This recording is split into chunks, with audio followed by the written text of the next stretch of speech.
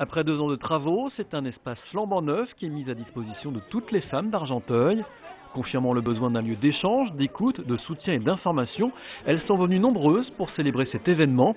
Après le discours du maire, un des seuls hommes de l'Assemblée, la conseillère municipale déléguée aux droits des femmes a présenté cette nouvelle structure, un endroit où toutes les femmes pourront se sentir à l'aise, avec un espace pour les enfants, un coin télé et une cuisine pour prendre un café ou un thé en discutant de leurs problèmes.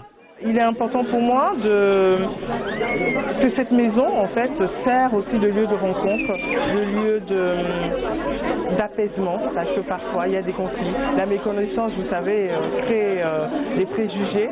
C'est un lieu où tous ensemble nous allons combattre les préjugés et réfléchir sur l'avenir.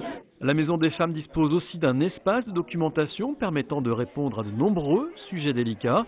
Différents ateliers seront proposés autour de thèmes variés, allant de l'informatique au self-défense. Véritable carrefour pour de nombreuses associations, la structure devrait permettre un meilleur dialogue entre elles. Il y a des associations comme le planning familial ou la nôtre qui intervenons sur des domaines très spécifiques, qui sont pour le planning familial plutôt la sécurité, nous plutôt sur la question ici, en tous les cas plus sur la question de la violence conjugale. Bon voilà, ça va créer un continuum de tout ce qui peut intéresser les femmes, mais aussi toutes les associations de quartier ou les associations qui existent sur la ville. Eh bien là, les femmes qui vont venir et qui venaient d'abord les rencontrer, pour les rencontrer elles précisément, vont découvrir toute la richesse d'Argenteuil en termes de tissu associatif. Ces nombreuses associations tournées vers les femmes auront donc désormais un lieu où se fédérer.